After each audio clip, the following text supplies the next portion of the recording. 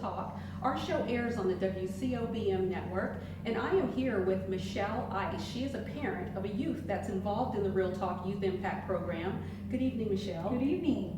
Tell me a little bit about yourself. How did you learn about the program, and why did you decide to become involved for your son, Giovanni? Giovanni was actually sent to Real Talk through Diversion Court.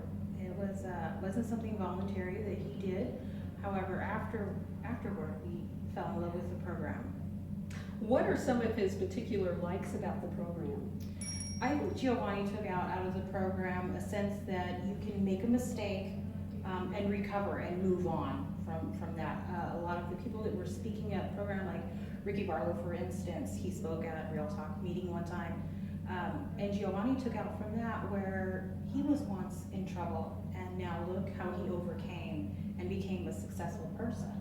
Other than teaching second chances and choices, do you feel that the program is very actively involved in teaching things like self-respect, discipline, and if so, how so? Self-respect, definitely. I think a lot of these people who volunteer and speak with Ms. Shuri in her program come from an area where they didn't have a lot of respect growing up, or a lot of respect for others, or a lot of self-respect for that matter. And that can tend to poor choice making.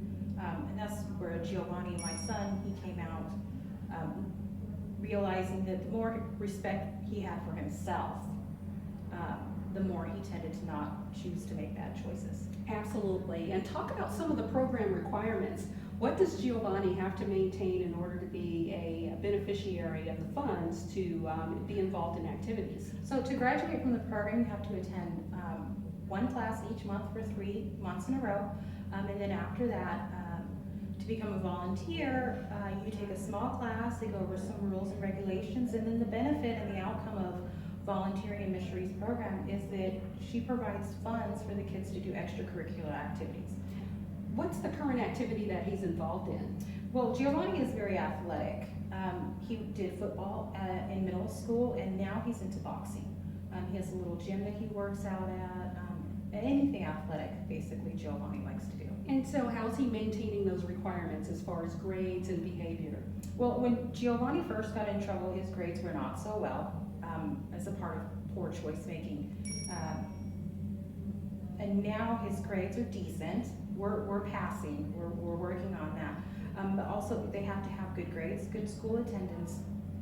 Do you think that that's primarily because we found something that is motivating him in the activities? Do you think that that's because of the program content itself, or is it kind of a gamut of both of those? I think it might be a mix of all.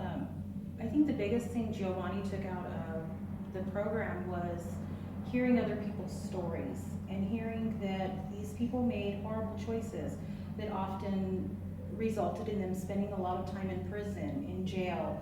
Some of them watched friends pass away. Horrible things like that come from bad choices. And these people moved on, they picked up their lives, and now they're successful people. What are some of the requirements of the parents? Because we know that there's a lot of requirements for the children to be involved in the activities of the program, but what are some of the requirements for the parents? The parents must attend the parent meeting. So at the Real Talk, the kids go into one room, and then the parents go into another room. And we have our own little meeting. And the big thing I took out from the parent meeting was that I wasn't alone. I thought, it was just my boy, and what am I doing wrong? And in there I learned, I'm not alone, in that all of the children make mistakes, and there's other parents out there who are coping with the same issues that I'm dealing with. Sure, and it's nice to have a program like this to give you the support that you need. Yes. Now, if you were going to encourage other people to become involved in the program, other parents or other children, what would you tell them about Real Talk Youth Impact Program? I absolutely do. I love Ms. Shuri's program. We'll probably continue to volunteer with Ms. Shuri's program. I actually am going to be bringing my little guy into her program.